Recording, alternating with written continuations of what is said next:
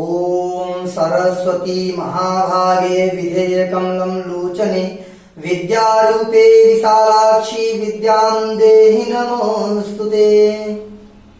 बोलिए सरस्वती माता की जय। जय Shri Ram. I am Kanhaiyalal Shukla from Gopalpur, Ikauna, Shravasti, Uttar Pradesh. आप सभी को पता है कि इस समय पर हमारे भारतवर्ष में ही नहीं अपितु तो पूरे विश्व में एक महामारी फैली हुई है और इस महामारी के दौरान जो हमारे विद्यार्थी, जो भारतवर्ष के नौनिहाल बालक हैं, इनकी पढ़ाई बेकार होती जा रही है और इनकी चिंता बढ़ती जा रही है। इन्हीं चिंताओं के निवारण हेतु हमने प्रयास किया है, एक छोटा सा प्रयास कि जिसके माध्यम से हमारे बच्चों को, हमारे विद्यार्थियों को एक ज्ञान का क्लू, ज्ञान का प्रकाश मिल सके। तो हम स्टार्ट करते हैं अंग्रेजी भाषा से, इंग्लिश लैंग्वेज से। तो सबसे पहले अंग्रेजी देखेंगे क्या है। सबसे पहले अंग्रेजी में कौन भाषा सीखेंगे, लैंग्वेज को। लैंग्वेज होती क्या है, इस पर पहले प्रकाश डालें। भाषा किसी के सामने अपनी बातों को अभिव्यक्त करने के लिए और उसकी बातों को समझने के लिए जिस साधन या जिस तरीके या ढंग का प्रयोग किया जाता है वो भाषा कहलाती है। अर्थात हम अपनी बातों को दूसरों के सामने व्यक्त करने के लिए और उसकी बातों को समझने के लिए जिस साधन का प्रयोग करते हैं वो लैंग्वेज, भाषा कहलाती है। अब हम भाषा में इंग्लिश भाषा की ओर चलते हैं। इंग्लिश की महत्व क्या है। इंग्लिश हमारे लिए compulsory, why compulsory English first, हमारे लिए अंग्रेजी क्यों अनिवार्य है, क्योंकि आप जानते हैं कि English is an international language which is spoken in the whole world. अंग्रेजी एक ऐसी भाषा है जो संपूर्ण विश्व में बोली जाती है।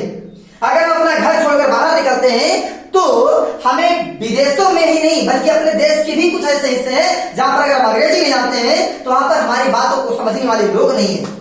इसलिए हमारे लिए अंग्रेजी अनिवार्य है क्योंकि संपूर्ण विश्व में कार्य करने वाली भाषा है।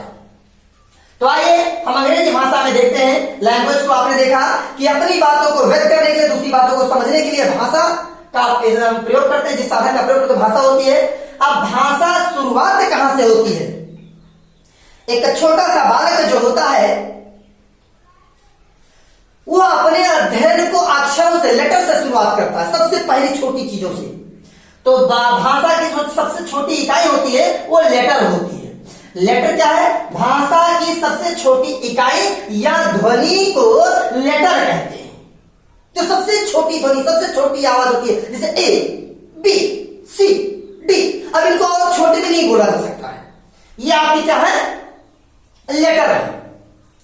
इंग्लिश वर्णमाला में लेटर्स को दो भागों में बांटा गया है, वावेल और कॉन्सोनेंट।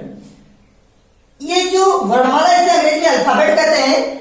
ए से जेड तक के अक्षरों के व्यवस्थित क्रम को हम अल्फाबेट कहते हैं। ये दो हिस्सों में बटे हुए हैं, आपने देखा, वावेल और कॉन्सोनेंट। अब आप देखेंगे वावेल क्या होता है, जिसे स्वर कहते हैं, स्वतंत्र ध्वनि है। क्या है, स्वतंत्र ध्वनि है। और कॉन्सोनेंट जो होता है ये इंग्लिश में 21 है। वावेल 5 और कॉन्सोनेंट 21 है। ये जो ध्वनि है कॉन्सोनेंट है, इसके प्रोनाउंसिएशन के लिए हमें वावेल की सहायता लेनी पड़ती है। वावेल हमारे ए, ई, आई, ओ, यू, ये 5 है और कॉन्सोनेंट 21 है। टोटल लेटर जो इंग्लिश अल्फाबेट में है 26 है। There are 26 letters in English alphabet. अंग्रेजी वर्णमाला में 26 अक्षर होते हैं जिनमें 5 वावेल और 21 यानी 21 कॉन्सोनेंट्स होते हैं। अब आपको ज्ञात होना चाहिए ए, ई, आई, ओ, यू, ये 5 वावेल है। किसी भी शब्द की रचना के लिए हमें वावेल की आवश्यकता होती है। Without the help of vowel we can't create any word. बिना वावेल की सहायता के, बिना स्वर की सहायता के हम किसी भी शब्द का निर्माण नहीं कर सकते।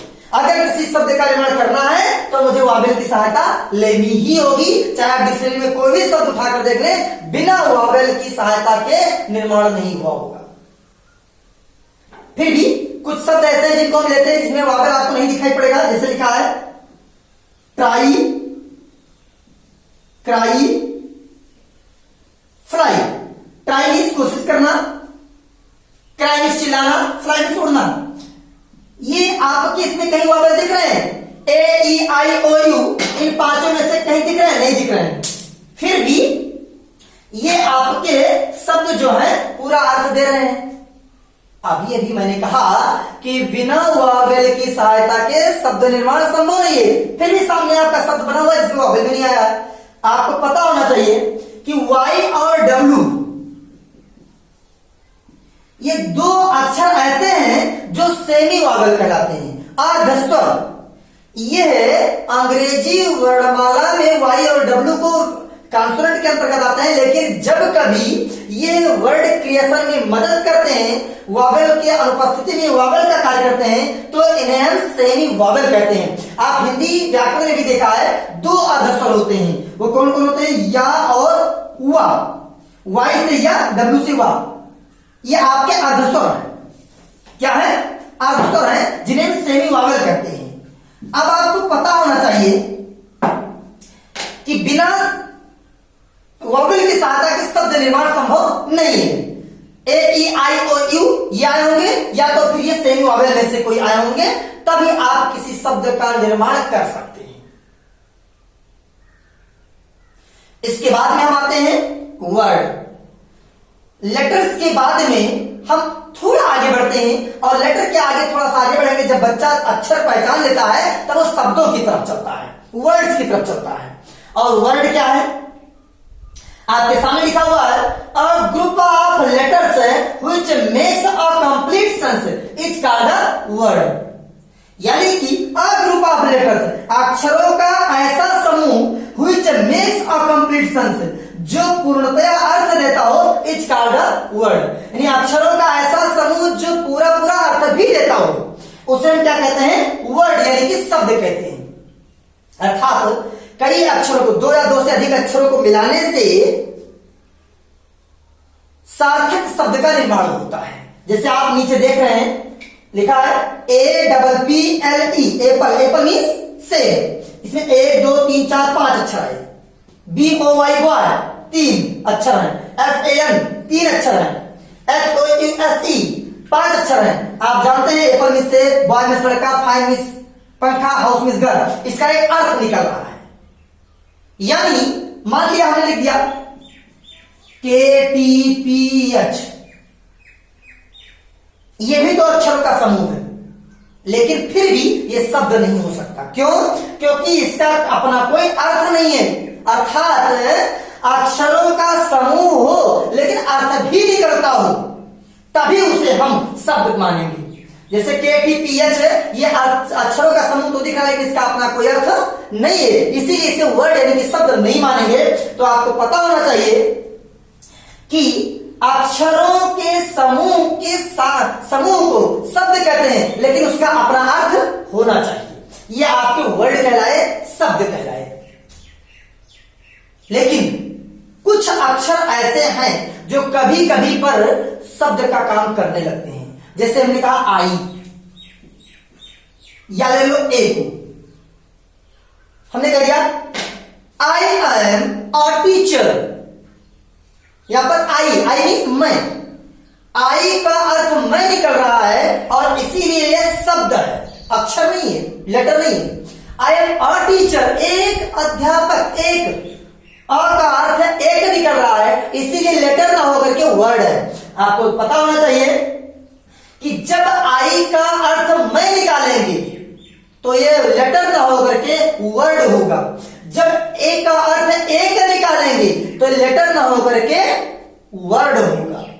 लेकिन जब ये ABCD के अंतर्गत क्रम अल्फाबेट में जब पढ़े जाएंगे तो ये लेटर होते हैं। ये आपके क्या है? लेटर है आई। लेकिन जब शब्दों में जब वाक्य में आएंगे और इनका अर्थ निकलेगा मैं और एक, तो ये क्या हो जाएंगे? शब्द हो जाएंगे। इस प्रकार से आपने देखा शब्द। अब इसके बाद में हम लोग आगे डिस्कस करेंगे सेंटेंस के बारे में। जैसे अक्षरों को मिलाने से शब्द बना, वैसे शब्दों को मिलाने से वाक्य का निर्माण होता है। A group of words which makes a complete sense is called a sentence. शब्दों का ऐसा समूह जो पूरा पूरा अर्थ देता है वो वाक्य कहलाता है। इस वाक्य के बारे में हम अगले दिन पढ़ेंगे और आगे जानेंगे, लेकिन इन चीजों को आप एक बार ध्यान जरूर रखेंगे कि भाषा अपने बातों को अभिव्यक्त करने के लिए, दूसरी बातों को समझने के लिए जिस साधन का प्रयोग करते हैं भाषा कहलाती है। भाषा की सबसे छोटी इकाई लेटर होती है। लेटर के ए से जेड तक जो क्रमबद्ध समूह होता है उसे अल्फाबेट कहते हैं। ये दो हिस्सों में बटे हुए हैं, वोवेल और कॉन्सोनेंट, जिसमें वोवेल 5 होते हैं, ए ई आई ओ यू, और बाकी जो है वो 21 कॉन्सोनेंट्स होते हैं। टोटल लेटर 26 होते हैं। इनमें वाई और डब्ल्यू से ही वोवेल माने जाते हैं, जिन्हें अर्धस्वर कहते हैं, और बिना स्वर की सहायता से किसी भी शब्द का निर्माण नहीं कर सकते हैं। इसके बाद आपने वर्ड को देखा कि अक्षरों के ऐसे समूह को जिससे पूरा पूरा अर्थ भी निकलता हो शब्द कहलाता है। जैसे आपने नीचे शब्दों को देखा, लेकिन यहां पर क्या देख रहे हैं, KTPH ये अक्षरों का समूह, लेकिन इससे अर्थ नहीं निकल रहा है, इसलिए शब्द नहीं है। आपने आई और ए को भी देखा कि कैसे इनको उन शब्दों के अंतर्गत मानते हैं।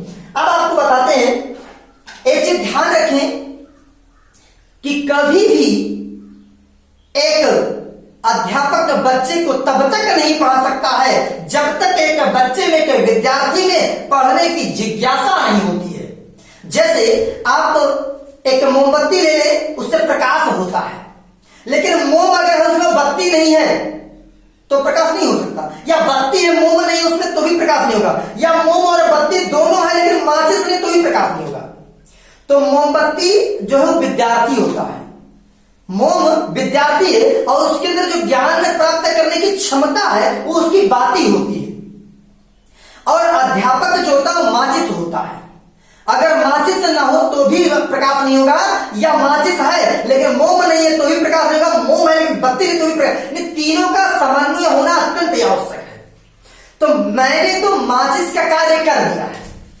अब विद्यार्थियों को भी चाहिए कि वो भी अपने बाती को अर्थात अपने ज्ञान अर्जन की क्षमता को बढ़ाएं, और इस रिकॉर्डिंग के माध्यम से अपने ज्ञान में कुछ इस महामारी के दौरान जो माइनस पॉइंट पर होते जा रहे हैं प्लस पॉइंट पर हो, और अपने ज्ञान को बढ़ाते हुए आगे बढ़े। और इस भारतवर्ष में जो महामारी चल रही है इसके दौरान हम सभी बच्चों से चाहेंगे, सभी लोगों से चाहेंगे कि आप लोग अपने घरों में ही रहें और माननीय प्रधानमंत्री जी के निर्देशों का पालन करें, और घर पर ही बैठे उनकी किताबों के माध्यम से, वीडियो के माध्यम से, या अपने माता पिता और गुरुजनों के माध्यम से जो भी आपके सानिध्य में आए उनके माध्यम से अपने ज्ञान को बढ़ाएं। जय हिंद, जय भारत, जय श्री राम।